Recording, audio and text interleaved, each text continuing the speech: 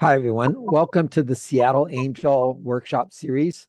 We're working on the question of how to get startups to be more effective and how to get more angel investors. Along those lines, we regularly have this conversation about the lean startup methodology and how that might change what we should be doing as a startup. And I talk about this often in the open coffees that we do every morning, every Tuesday morning. And so I thought I would um, go through that a little bit. And there's three specific stories that I want to go through. And I'm getting some feedback from someone, so I'm going to mute some folks. And so our speaker who is going to speak tonight, Thorsten Lintz, is doing some work on AI and automation of AI around content strategy. And he was working on a project that I asked him to work on in terms of helping startups be more efficient at doing their content strategy and running the experiments that they need to run at the beginning. But I use these words. Not everybody understands what I mean when I say customer discovery, and not everybody understands what I mean by content strategy. And so I thought we'd just fill those in today and have a conversation about how that works.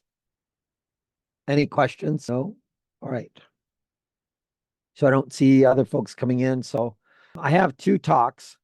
One is Lean Startup Seattle project. We used to run regular Lean Startup Seattle programs, and I did one about customer problem fit, and I did one of discovery, validation, and creation. And so this is the beginning of that.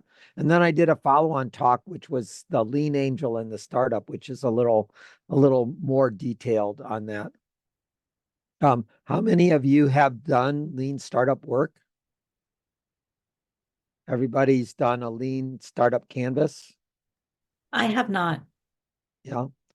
So let's start with the basics then. So I should be able to go here and I should be able to share that. And then if I say slideshow, that should work. Full screen.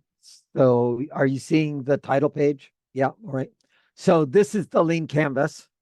And what we mean by the process of discovery, customer discovery, might be interpreted as customer problem fit. And I'm going to dive into that in a little bit of detail.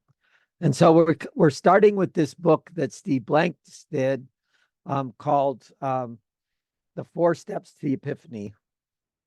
And what he articulates is at the core, the thing that makes startups have trouble is that they focus on the project and they don't focus on the customer. And really, they need to focus on the customer first. And specifically, there's four things you need to do before you hit the scale button, right? So they're talking about discovery, validation, creation, and company building. I say discovery, validation, creation, and scale. So we're going to hit the scale button in the fourth step. And so we're going to try and figure out what that looks like.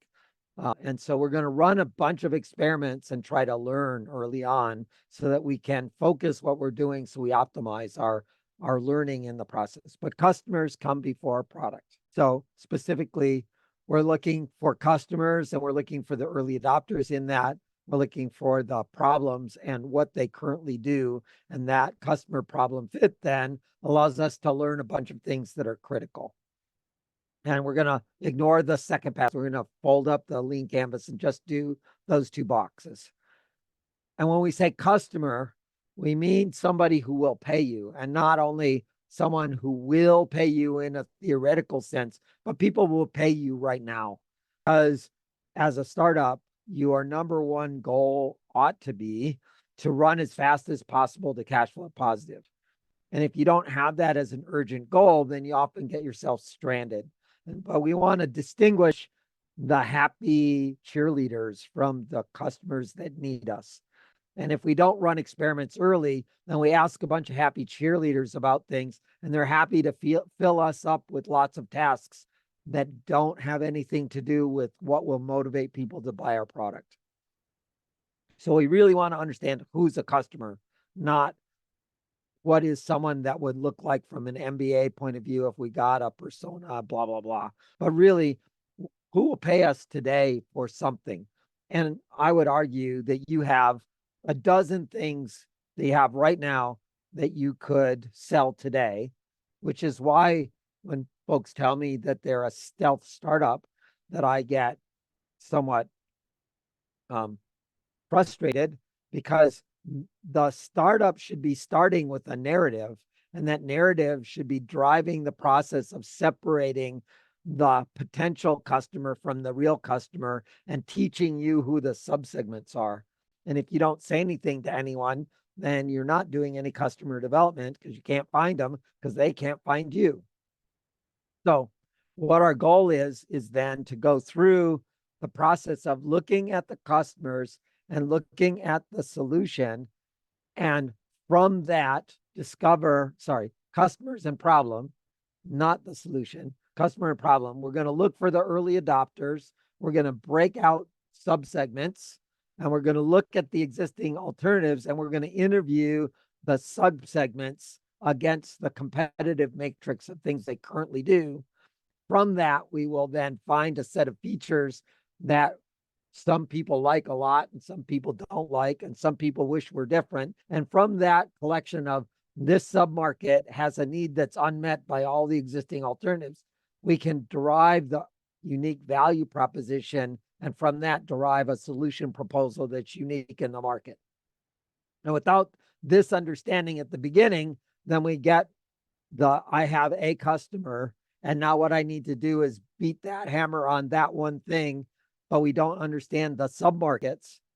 And because we don't understand the submarkets, we spend a lot of time in the swamp trying to learn how to effectively attract people to our problem, because we're not answering their problem. We're answering the problem of the first customer, because we think they're the ones that are the market, when in fact, maybe they're not the center of the market. So we would like you to run lean startup tests, where you run these experiments, where I take a group of people that I think are common group of people who would have the same problem. And our goal is to get clarity on how to get us to 100 people that have the same problem, that are early adopters, that have paid us, right? That's I will call that the metric for our customer discovery has worked. 100 people who have the same problem, that are early adopters, that have paid us. Now, make a hypothesis, construct a test to see whether or not they're there, interview a group of people, make an offer, measure the conversion, and go through this test over and over. Maybe not 5 people, maybe it's 10, but we're running a bunch of very small, narrow tests to try to derive, oh, if I go to this place and I say this thing, then the end result is I get a reasonable conversion rate, right? So how many people do I have to talk to in order to get someone who says, yes, I'm willing to lean in on this? And if I go on the street corner and I talk to random people, then I get less than 1% conversion rate. That's not a very clear understanding of my submarket. And I go to a dentist convention and I talk to people and I get 30-40% of the people saying, yes, that's really a problem for me. Now I found my submarket. And maybe it's not even dentists. Maybe it's a very narrow group of dentists that I'm focusing in on. And I need to understand what that looks like. But I need to run these build, measure, learn loops to learn effectively. And I need to document my learning. Just a question, how many people have run experiments where they've documented their learning? I'm seeing Connor is the active person here. All right. Let me see if I can get more of you on the screen. Cool. Nice to see you. All right. Let me go on. So what we're looking for is the early adopter. The early adopter is someone who has the problem, knows that they have the problem, has spent resources to solve the problem. That could be money, time, space, but has committed resources, still is unhappy with the solution they have, and is willing to spend money to solve the problem a new way, right? That's somebody who is very likely to move forward. And then having found these people, we would like to make them an offer and see whether they take a step forward in some way. And we're looking at not so much the innovators, but the early adopters, the very beginning slice of the early adopters. And we would like to make an offer of some kind that would help distinguish which of these categories people are in. Are they early adopters? Are they late early adopters? Are they early majority? Are they late majority? Try to make an offer that gets people in there. One of the ways to do this is to make a product offering where you can stand in line and you could be one of the first 10 people in the pre-alpha, or you could be one of the 100 people in the pre-beta, or you could be one of the 1,000 people in the post-beta, or you could be a retail customer, right? And you make a different priced offer and bring them in once I have a product offering to make. But I can say, I'm going to solve this problem. Where do you want to be in line? Do you want to be in the first 10? You want to be in the first 100? You want to be in the first 1,000? Some people are unwilling to engage if somebody else hasn't used it already and loves it. And some people are very happy to engage when it creates real life value for them that is somewhat exponential and gets them ahead of everybody else. And some people are willing to engage even earlier than that because it's a new thing that allows them to learn more about what they're trying to do anyway. And they're almost innovators, but not quite. The innovators are never your customer because they're building their own stuff. And so they're the ones to look at for ideas about how to put things together, but they will never be a sustainable customer base for you unless you're selling them shovels and picks for them to do the work that they're already doing, right? So you can be in a business for innovators, but that's a very different business than a business that would address the early majority, which is where the crossing the chasm is aiming you at, is to get into that early majority, which is the scale button that Min is looking for.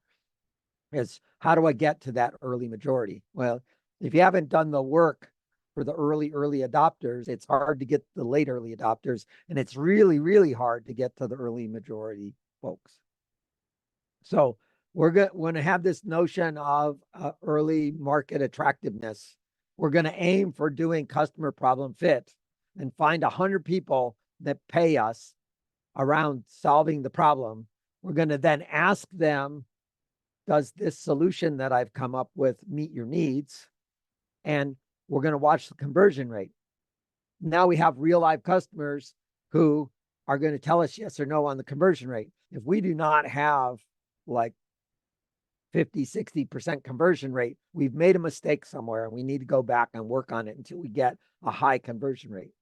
We see a lot of places where people have a business and their cost of customer acquisition is significantly higher than their margin. And as a result, they don't really have a business. They just have an expensive hobby. And they take outside money in order to buy more customers, but they never can afford to keep the customers. And it ends up dying in the end, right? Because they can't continue to get more customers because they're not making money on each customer they get. And then we move from customer problem fit to problem solution fit, which now we validated that people want that kind of solution. And now we need to figure out in the solution customer fit, which is step 3 of this, how much they're willing to pay, what channels they use, what words they use in the channels to talk about the problem and solution, what are the motivators for each of the submarkets, so that we can find out where we're going with that. And specifically in the submarkets, we're trying to understand which submarkets will convert fastest, which submarkets will convert with the largest margin, which submarkets will do the biggest overall market that we can get into. And I would argue that that's the order that we want to go into. We want to find first a market that's big enough, but doesn't have to be really big, to get us to cash flow positive as fast as possible. And then we want to find markets that we can upsell and create margin. And then we want to figure out how to transform ourselves to do a growth spurt into a bigger submarket. And then we'll cycle through that again. Fast to cash flow positive, build margin, and then from margin, build growth, and do that over and over again as we stair step. And then once we figured out who the customers are and what they're willing to pay and what we're willing to say in our channels, we then can look for solution channel fit, which gets us that rhythm of going.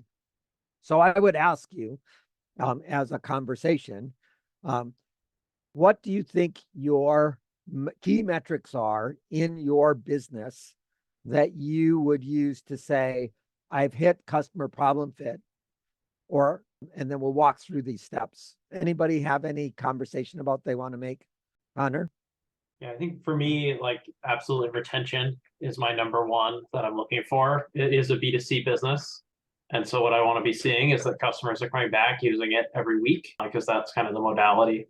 So I want to see a number of retention that's, higher than what I see with, alternative competitors. Sure. But retention and no margin is not a business. Yeah, absolutely. So, Yeah. I'm looking for the things that say, I now have it. So I would argue that you have in customer problem fit, the willingness of people to lean in onto the discussion and pay you for more information about the problem that you found, say, it fits, that works for me. There's no point in building a new product. Just sell that one, right? Make an affiliate deal, sell that one, take the money, right?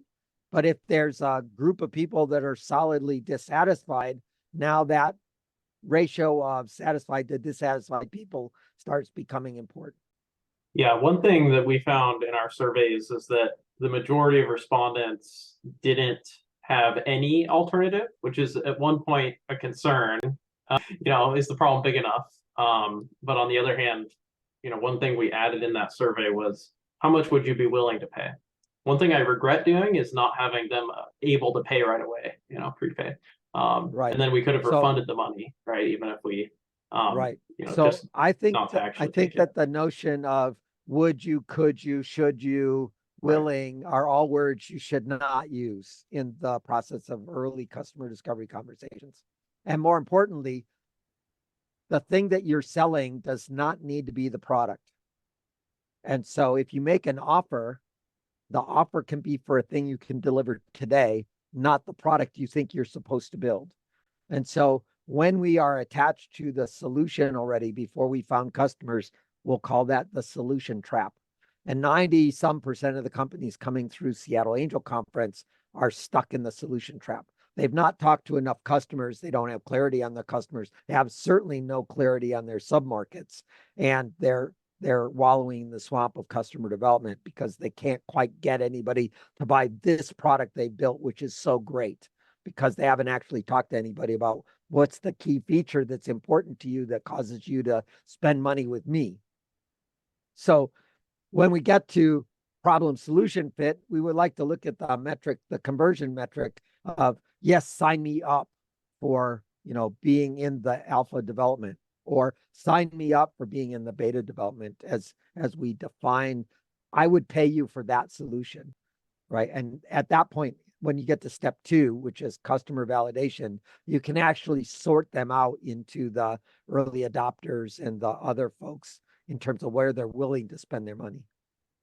And then you can figure out your marketing strategy in step 3. And I would argue in step 3, the key metrics that you're looking for at the end of that are, am I at customer or problem market fit? So somewhere between step 3 and step 4, you should hit product market fit. So that means you have revenue from the product. It means that you have exponential growth in the sales for that product, which means you've hit the audience that cares, that's willing to move, and your cost of customer acquisition is bounded below your margin costs or available margin. So you're making money and you can get more customers and still make money, right? Now you're at product market fit in my mind. So, Min, are you at product market fit? Okay, we are kind of selling all big customers, so that's they are big, like a food servicing company, and so we got one. It's about to pay us That's Right, so you have our, one yes. does not have exponential growth. One does We not have necessarily a have few on margin, the pipeline. We have right? margin. We said we have a few in the pipeline, but because we have a hardware equipment cost, so we started with just one because it's a little bit like Amazon Go, but for the big food service thing. So it's a little Right. bit different from the other type. Yes. Yes, but having a rhythm, by the time you get to product market fit, you should have a rhythm. And there's a Yes. bunch of work on submarkets that needs to happen early Mhm. on that will make Yes. that conversation a much shorter, more effective conversation. Yeah, we start with one customer, figure out exactly they're willing to pay, where is the exponential growth, because we're expecting exponential, like say, kind of viral growth from that company, and that's it's not a product market fit. We're thinking maybe in a year because the product need. I feel it's needed refinement as well. That we will figure out why we working with the customers. Sure. So that's actually a meaningful strategy. I would call it a consulting strategy. We know we want to be in this pathway. Here's a customer that wants to be in that pathway. We'll work with them and do basically time and materials work to develop that for them. But then let's find 10 people that look a lot like them and do Yes, the we consulting already, strategy yeah, we for are. them, and then Mhm. use that common solution to turn that Yes. into a product. Yes, we have one product. We have a few customers also interested in, but because equipment cost is very high, so we concentrate with one that is fitting us most. Yes. Mhm. That makes sense. Mhm. So I'm assuming you're building some kind of CRM where you're keeping track of everybody that you're talking to.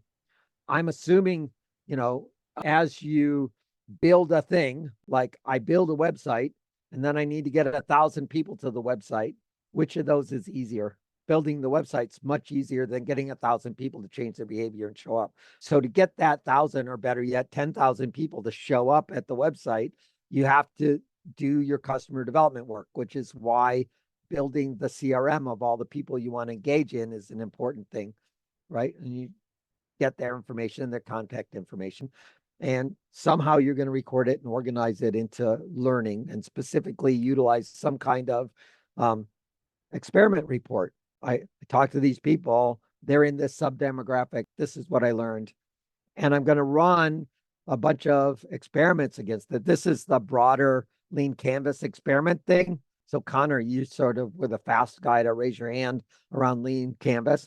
Do you use the Lean Canvas to test your assumptions? So I raised my hand on the question of, are you like doing a lean startup essentially? Which Did I you did, use the read that book. Lean Canvas? I did not actually use the lean canvas specifically. I'm looking at it now. I fully agree with the concept of it. Yeah, good.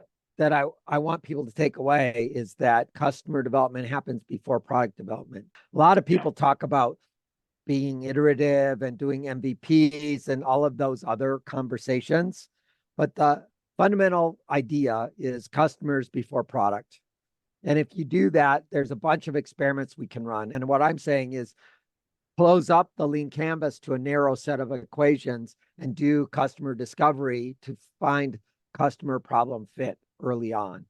And then the secret is how to do that when you're firmly convinced you have the solution, but you have not got clarity on what the alternatives are. And when people say they have no alternative, they've got a problem and they don't know what to do, you may be very early in the market and there may be education needs to go through, which is a difficult place to be for startups sometimes. That's often gets you into the nonprofit land of being an educator.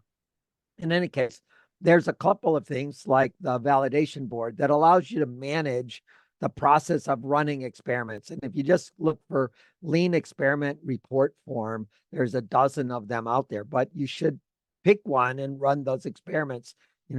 For nurses, we asked them this thing, and what we learned is nurses do not have budget, for example, right? So selling to nurses is not going to work, right?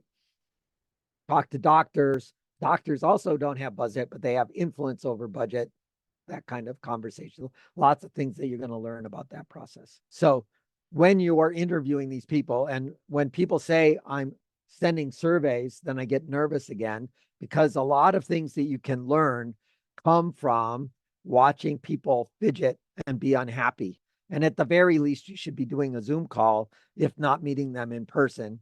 But when you're doing that, what you want to do is not ask about the solution. Will you buy my thing? It's not a question. It's not something that you ask in the first one, and it's barely a thing that you ask in the second one.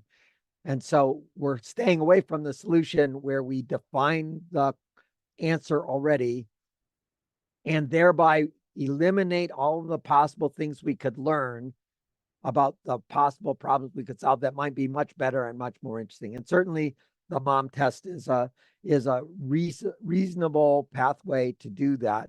But the core is to talk about the problem and the needs of the customer for that problem and what they currently do about it. So what do you currently do? Why did you do that one instead of that other one? What are the things that you looked at? Why didn't you like that one? Why do you like that one? What do you wish was different? Is this one of the top 3 things that keeps you up at night? Those kinds of open questions will get you a long way. You always want to ask the question, can you show me how to do it? Or can you describe that in some detail and try to learn where they're spending their time and energy? Because presumably what you're going to do is reduce the cost, increase the speed, reduce the overhead of doing things, or perhaps totally eliminate some of the steps in the process they're involved in. And as doing that, you now become disruptive, where instead of taking 100 hours and $1,000, you're costing $100 and it's only taking 15 minutes, right? That kind of dramatic change in behavior and effort then turns into a meaningfully accessible market that is going to move relatively quickly. Again, not about the product. So how do you find that 100 people who share the same problem, collect the details, work through that, and refine that set of things, try to understand the sub markets, try to spend where they're spending the time and engagement. And then how do you create content that attracts that group of people, right? So how many people here have a content strategy? No. I'm not seeing any hands, really 0. All right. That's why we're here, John. All right. So I'm assuming that in the first step, you go through from the Lean Canvas, you build your customer database. You're going to need order thousands of people in that database. You're going to need to sub-segment them into the sub markets, build their demographic information, collect their psychographic information, run the experiments, which are in your lab notebook. And out of that, you derive this competitive matrix. And that competitive matrix is bound to the work you've been doing, which then tells you, doctors think this thing, but nurses think that thing, and dentists are over in this other corner, and you start seeing patterns to the groups. And then you want to move that into a content strategy and use that to help you answer some of the questions, like what's the cost of acquiring people in your sales funnel? You can learn that early because the first 3 steps in the sales funnel are content. Yeah. I see no sparkly eyes. So out of this, you should be getting at least to the value proposition that Jeffrey Moore suggests for this group of people who are having this particular kind of problem. Our solution type is this, or our solution called whatever is this solution type that creates this benefit, right? That's the simple pitch thing that we train people on when they're doing their pitches. You need to have this in every pitch you do. The 1-minute pitch, the 30-second elevator pitch, the 20-minute pitch. This information needs to be clear and anchored in there. Sadly, it's not sufficient. This is really what you need to have under control. And every one of these things is a set of experiments that you need to go in and understand, right? And so what kind of customer, what is the pain, where is the market size for that, right? And if it's not got $1 billion on it, then most angel investors are not interested in that market. And we can talk about that in another context about how to address that in other ways. But there's a bunch of things to drive into, and you would like to understand this. And by the way, this slide deck is under the slide share, and I'll post the slide share stuff at the end when I get a chance. And here's some resources. And specifically, this Cindy Alvarez book, or I guess that's a video, is a discussion of how to talk to people about the problem and not the solution, because that's a place where most people get stranded. Now, all of this is part of this Ashmoria Build a Happy Customer Factory. We want to produce a bunch of happy customers. Not that we want to keep our current customers happy, that's sort of a foregone thing, but we want to create more and more happy customers. And in order to do that, we're basically doing the pirate metrics thing: acquisition, activation, retention, referral, and revenue. So the first three of those, acquisition, activation, and retention, are all content. And we can move that revenue thing forward so that we're driving revenue before product. And we'll talk some more about that. So this is the do the mushroom story. So there's a guy who's a software guy, sort of tired of doing software, wants to go wandering the woods looking at mushrooms, wants to give tours of people, let's go look at mushrooms. So he starts trying to do that by going to bars, inviting people to come, has a Facebook strategy. What he is keenly aware of is that as you do content, you need to track your results. And so every time he makes an offer, he tracks who comes and he tracks how many come and whether that channel produced people coming in. And he's getting better and better at that. And then COVID comes along. And so he starts doing Zoom meetings. He starts doing free Zoom meetings, and then he starts doing paid Zoom meetings, and he starts doing in-person meetings that are paid. And he builds this little stair step of finding people that are interested, finding people who are on different channels that are active, talking about mushrooms, and then he starts attracting people into more nuanced and detailed conversations to the point where they're now paying him to engage in that conversation about mushrooms. And on a semi-regular basis now, he's making 10K a month in mushroom stories. That anything click for you on that? So I see Min confused about what I just said. So what I'm hoping you understand is this is a content strategy, and that content strategy can be monetized before you have the product. So are there people that have a problem? Yes.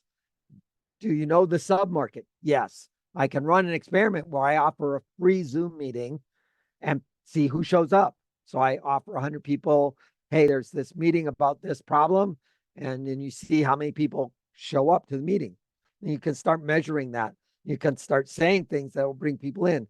And at that meeting, you then say, thanks for coming. If you would like to dive into this deeper, here's this workshop we're doing. It's $25 to attend that workshop. It's another Zoom meeting, right? So how long would it take you to do that? Put up an Eventbrite page or a Meetup page. Sign up for Zoom so that you can keep longer than a 45-minute meeting and take tickets, right? Meetup will charge, Eventbrite would charge. You can even do Facebook payments or LinkedIn payments. There's ways to charge directly on whatever channel, right? And so you can collect the $25 from 25 people pretty easily. And if you can say something useful and then people with that problem show up in the room and you have a useful conversation there, now you can measure the interested people from the activated people, because the people that paid you $25 are the activated people. And if you do this well, you can make enough money to pay for your marketing person. So you have a full-time marketing person producing content simply by monetizing the content. I'm not getting the response that I'm expecting. Is this obvious to everyone? Neeti, do you see how being a stealth startup might be difficult to execute this plan? I see that. I'm actually working alongside Connor, so Yeah, I think the thing is basically that there's like, I think so. One thing to keep in mind, like, there's different reasons to be in stealth, obviously, right? So it's just, there's different aspects of stealth versus, I'm not going to try and bridge that gap, but that's okay. I think this is all super useful in terms of like trying to, I think when there's more of a services business, right? Like, I think that's like the example, the mushroom story is very like services oriented, and kind of getting started and going down that path totally makes I sense. think it works for any business where people are clear on the problem and they have self-agency to do something about the problem. If you're in a large enterprise and the person with the problem, like nurses have the problem, but the guy that has the money in the accounting department is the guy that has to move, and the distance between those two is too great, and they never get the nurses' problem solved with hospital budget, right? Not until the nurses are quitting, kind of thing, right? It has to become crisis before it moves the budget. So there's certain kinds of businesses it gets harder with, but I would argue that a hardware business or a B2B business has the same thing where you have problems, right? You had your hand up earlier. Go ahead. Hi, John. Oh, Rajani. So you know, as you know, I have a streaming platform, right? The content community. So if you're talking about the monetizing the content strategy, like how you're describing, how would that be in my case? Like, because I've been meeting with filmmakers and with content creators, arranging a Zoom meeting for free. And just kind of, and on the process of that, it's kind of a customer discovery and just doing research as well with them, asking them questions. But doing it for free doesn't clarify if they're customers at all. And there are 98% of the people that you talk to for free are not customers, at least not in the next 6 months. And you need the concentration of people that will pay you this 6 months. Right. So when you pay attention to the thousands of people who are not customers, the urgency of getting the core group of people. But who do you think your customer is? What's an example of a customer? Yeah, both the subscribers, the viewers, audience, and then also the filmmakers. We added another revenue stream. What's the problem that the filmmakers have? They don't have enough platform to showcase their work, to feature their work, to monetize their work. So they're not given enough opportunity to reach their audience and grow their audience and sustain their career. So that's just the main problem in the filmmaking community. For the subscriber side of things, it's just not a lot of people can't find, you know, interesting content to watch. They have like constantly looking for new stuff to interesting movies, interesting shows to watch, and Netflix and everything is just kind of like getting, you know, they're getting tired of that stuff. So I mean, that's just solving the both problem at the same time. But in terms of meeting with so for me, when I hear that, I hear a top-down belief. And what I would like you to do is to give me evidence. So what's the evidence that you have an audience of subscribers that want, and I'll use the word avant-garde content, and are bored with the mainstream platforms? Because there's no shortage of platforms, right? So what's the evidence you have that that's important to that? Well, I constantly, till today, starting from the day that we launched the platform, I keep getting a screenshot of people sending me that, hey, Rajani, did you know that this is I saw this on Twitter and I want you to see this. And it's basically people asking for new platform. They're just asking for, I'm tired of Netflix. Is there any other thing that I can subscribe to? Is there any other place that we can look for content?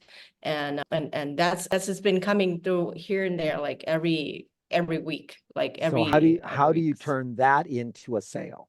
What do you mean? Well, someone says "Bleh" on Twitter, and you say something back to them on Twitter, and they go, oh, "Thank you." They actually come. They actually click on like in front of Facebook. Do they pay? Well, they did. A couple of them. So 30% of the people that we sent out to actually click and then pay to subscribe, either subscribe or pay for the people that complain on Twitter that they can't find anything good and they want a new platform, then 30% of them turn into paid customers. Yes, not just the Twitter, like the people that complaining that I have received, and I get a chance to send them. You know, that's like automatable, right? You can do your little searches on on Twitter. And then when they say that, you can say, by the way, here's this thing, and let the robot do it. And then you should have this nice little pump. If 10 The people are doing AI. it a You day, talking about the AI? Oh yes. my God. That's just Yeah, so that new to all me. of that action is automatable, right? I'm excited. Okay, so I'm that's just what gonna do that. Thorsten was going to talk about, and he's going to do that in January, sadly, because he's sick tonight. And so that's evidence that is measured that there's people blathering on a channel, and then that blather turns into sales because there's a set of steps. Now, show me the evidence on the other side. Well, I am one of the other side. No, that doesn't count. I have a But personal script, which is called a hobby. What's the evidence that you have 10 filmmakers that are like, oh my God, I have to have a new place to put stuff? I said that I have a meeting. I set up a meeting with like the past in November. I set up like I reached out to 50 filmmakers to put the content on the platform. And if they have any questions about the platform, they can set up the meeting with me. And 30 of them set up the meeting to talk to me about the platform. So And offer to 50 to come do it. yeah, So 30 out of 50 set up the Yes. meeting. How Yes. many people are paying you? maybe like 10% of that. So 3. Actually, yeah, 3. I think 3 or 5 people. And over It's what not- time period? Well, they are actually, they refer other people also to pay to come to the platform, and then Over they what pay time for it. period? That's like a month, within like maybe Okay, a so three if you're doing that weeks. every month, Mhm. then the goal is to get to exponentiality. Mm. So why do we want exponentiality? We want exponentiality because, well, let me go back. Like a snowball effect is what you're trying to No, get to. so this is a population. Mhm. Populations adopt new things following this normal curve. There's the crazy innovators that Mhm. can't do anything with.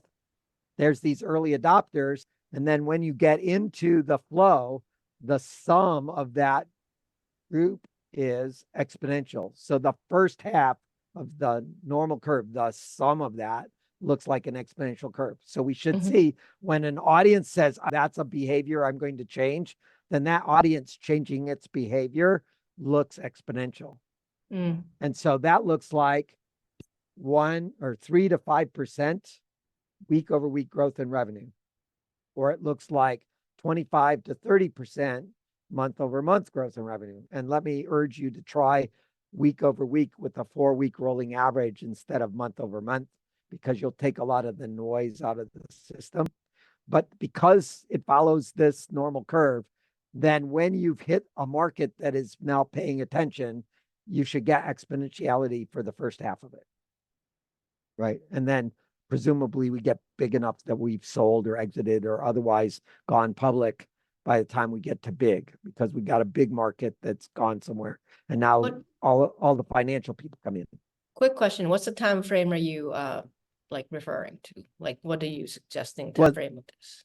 You would like to get across this chasm somewhere during your Series A, Okay. right? And so product market fit is when I get people in the early majority paying attention to me in some way. So the late early adopters are starting to say things that the early majority are starting to listen to.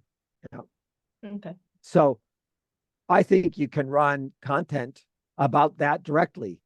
I think an example of content that I think we've talked about before is running a startup weekend, where the startup weekend is about building content, and just start producing the Perils of Pauline shorts, where you're doing something and you gather thousands of people paying attention to that process as a way of getting them to pay attention to your platform. I think there's lots of content strategy that would do that, that would translate to people doing things. But so the message from the mushroom story in my mind is monetize your content, and you should have content about your process.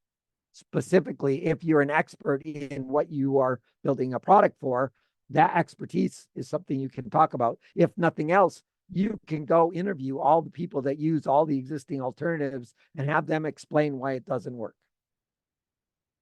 Right? So lots of opportunity there.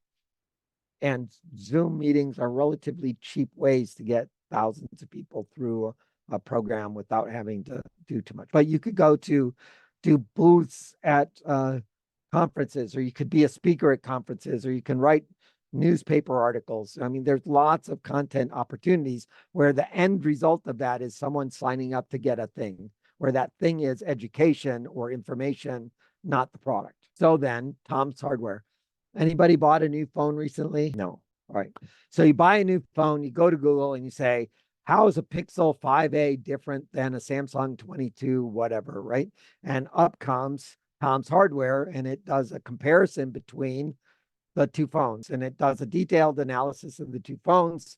And it says, when you do this, this one is the better one. When you do that, this one's the better one. And down at the bottom, it has click here to buy from Amazon for each of them. So regardless of which analysis you fell on, they make a sale. So they're basically monetizing through affiliate sales, their competitive matrix. So you have a competitive matrix. Go find things that are representative of the different competitive matrix. See which one they buy. Do they buy the give me more information button, or do they say that solves my problem and they buy a specific thing, or do they buy the other one? And so now you can do the measurement of your competitive matrix. All of the alternatives of what people possibly could do, including here's a workshop for pay on how to implement this strategy. And so you can put your own thing into that content straight. So it's just an exponential map of XYZ feature of alternative A versus alternative B, alternative A versus C, alternative B versus C, B versus D. And you take the dozen or so alternatives that they have, including doing nothing, and compare them. And then that gives you hundreds of web pages with hundreds of places where people can click. And now you have a way of measuring their engagement and interest. And hopefully you took information about who they were at the beginning so that as they go through, you can see which direction people are going in terms of their interests, and use that to learn more about the customer base and get to the sub market segmenting of that process. So if you look for Tom's Guide or you look for Tom's Hardware, you'll see a website full of alternatives of comparing this tech widget to that tech widget, which can be monetized. So you can monetize your content. You can monetize your competitive matrix. Yes? All right. So then the education app story. We have a 13-year-old girl. She's using her phone and doing an app on the phone. Who's the customer? Is it the girl? Is it the parents? Is it the grandparents? Is it the teacher? Is it the principal? Is it the education department at the school? Is it the district education department? Is it the state department of education? Is it the federal department of education? Is it the nonprofit that wants 13-year-old girls to do STEM stuff? There's about 13 different markets, sub-markets inside there. And for every one of them, their problem is different. Their sales cycle is different. Their price that they're willing to pay is different. And so you need to run a lean experiment against each one to figure out which one is the fastest to cash flow positive, which one is the best margin that you can get, and which one is the largest and that you can afford to do. Maybe the big one is the one that takes more time to get to it. And so you don't start that one early. You start the one that you can get cash flow positive fastest. So you have a stable place to be. And then you find ways to increase your margin. And then you use that margin to find ways to grow bigger. And now that you've grown bigger and hired a bunch of people, you're not cash flow positive like you thought you were. And now you go back to going as fast as you can to be cash flow positive. So clarity on who the customer is can transform your business. And when you have a handful of people as customers who are paying you, it's not enough to see the submarkets. And so you need to get enough people so you can see the submarkets. Now I know in enterprise sales where the total market size is 100 companies, this is a relatively difficult thing to do. But there's 127,000 customer or companies in King County. So when people are selling B2B, they're mostly selling to not enterprise. They're mostly selling to smaller businesses, and there's at least tens of thousands of those in every metropolitan area.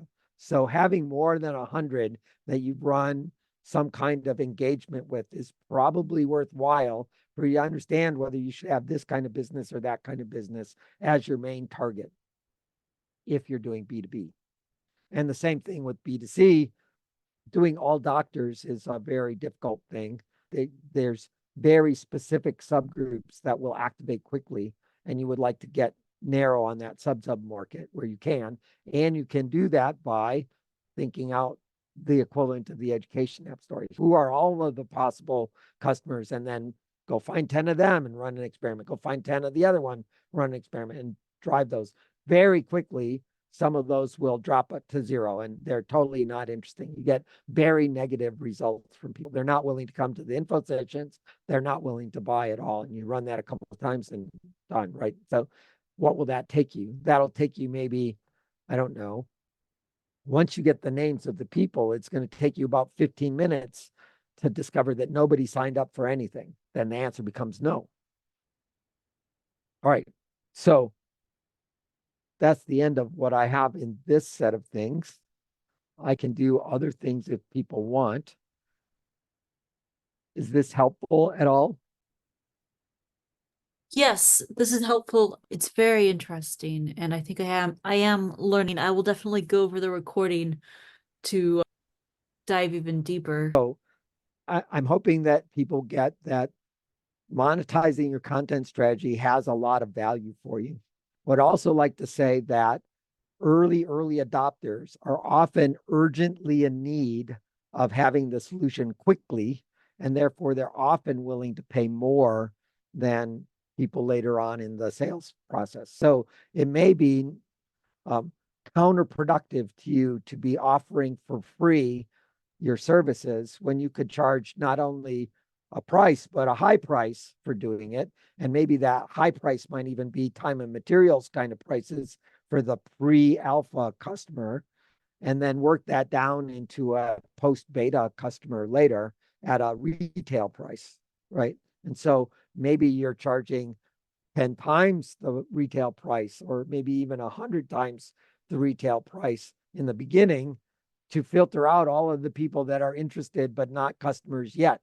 And you find the people that have an existential reason where if they don't do this, they are going to die kinds of things. And they're willing to suffer through all kinds of things that the retail customer won't tolerate, right? So the retail customer wants things polished. They want the manual. They want everything to work. They don't want to have any questions. They just want it to work. They don't want it changing underneath them. Where the early adopter is like, any piece of anything that stops the bleeding is a win.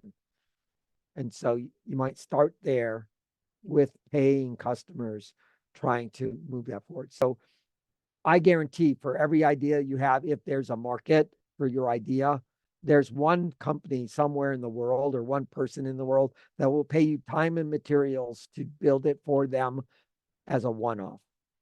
Now, out of 8 billion people, they're relatively hard to find. And so I also think that there's a group of 10 people that will pay you 1/10 of time and materials. And I also think there's a group of 100 people that will pay you 1/100th time and materials. And by the time you get to retail, you're at 1,000th of time and materials, and that's your retail price. And that works for many, as a rule of thumb, that works for many SaaS-oriented companies. May or may not work for companies that have large hardware costs. So have we had enough to fill your brains and we understand where we're at? And then we'll have Thorsten come in January and tell us the story of how to do the AI automation of this set of stories. I'd be a bit curious if we have time still to kind of like continue the mushroom story, right? And how does that get to scale like a satisfying sort of result? You know, Yeah, where do you so- foresee that? Like, do you see it as you just from the workshops, you see things that eventually become, you know, technology problems that get bigger solutions, or I'm curious Well, how you view you that. have a curated audience that's leaning in. So now that you have a curated audience that's leaning in, you have the opportunity to know a lot of things about them. You know their demographics. You can interview them for their psychographics. You can interview them for the things around them that they're having trouble with. You can interview them for why they're interested in mushrooms in the first place. Maybe what they really want is algae, not mushrooms, but they just don't know it, right? Maybe what they want is psychedelics, and they'll take any kind of, you know, fun thing or microdosing thing. And, you know, there's a lot of different things that are covered by mushrooms, right? Mushrooms. I learned today from somebody who sells algae mouth mints that they use mushrooms to clean the teeth of horses. Who knew?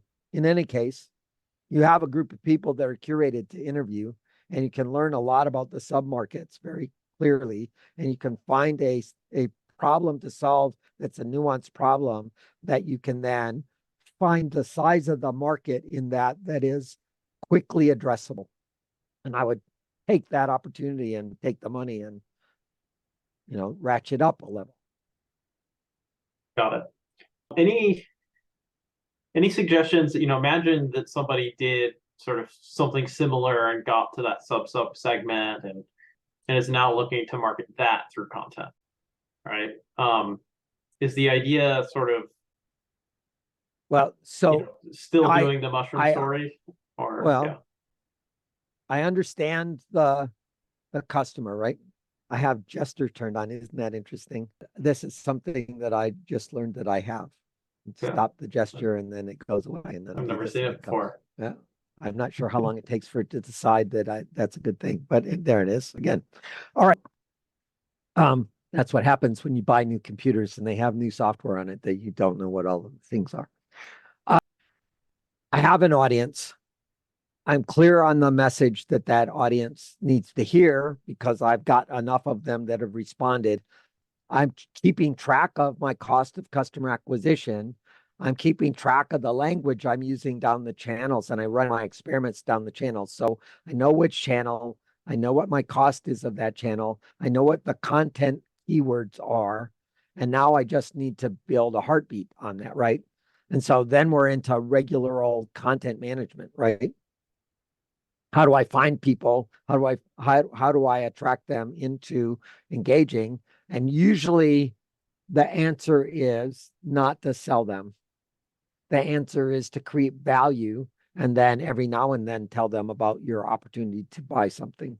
And so where you can create free content that attracts them because they need to understand, because the offering that's available in the market is something that they're not clear on, where you can give them workshops about how to use the whatever. Like, for example, we tried to do a workshop with Pictory.ai, which is a video editing tool that came through the Seattle Angel Conference. And you run a program that says, this is how you do content utilizing this tool. And then some people go and buy the tool, and then some people want to take the class about how to be efficient with the tool. And so there's a whole offering of materials that are content materials that are for sale by the company to support the process of being efficient with that tool. So I use Canva, or I use HubSpot, or I use Zapier. All of them have little weirdnesses that I always get myself stuck on, and I never do it frequently enough that I can remember all the weirdnesses. And so then I go and I pay for a class for me to learn it a little bit. And I definitely spend time on the channel where they're providing the free video shorts that answer all the questions that I care about, right? So there's a content strategy that's monetizable for the duration of the product that way, right? But then again, that collection of value, what are the 100 problems that people have where your tool is the proper answer for that? And then here's how you solve this thing with this tool. Here's how you solve this other thing with this tool. This is why you should not use this tool for this problem, but go use this other tool, right? All of those are useful ways of getting people into the sales funnel, right? So I did another talk, which was the Lean Angel talk. And I guess I'll leave that for another day. But I will put the thing into the chat. Where's my chat? So this is the Lean Angel one, and it goes into a little more detail of a few more things. And this is the slide deck. This won't work. And here is the slide deck for today. So in the other one, we dived into some detail about how the sales funnel works and building that sales funnel and what you're trying to do with the sales funnel. So do you, Connor, currently have a sales funnel? Not quite in the sense that you mean it, I don't think, right? It's not quite there. And that's sort of what we're behind, I'd say, on that. I think we did things a little differently. And now we're looking to catch up on some of that. And so I refer back to a talk by Dave Kluwer from 500 Startups, where he talked about pirate metrics. So acquisition, activation, retention, referral, revenue. That's the thing that Ash Maurya talks about in the Happy Customer Factory. And so basically you're trying to manage this, right? I have a whole bunch of different channels I could be using, and I want to say things on those channels and wiggle the sign on the street corner. And then people come to a thing and I acquire their attention, and then I get them to lean in. And what I'm suggesting is that lean in is more than signing up for my platform. It's like paying me to sign up for that platform.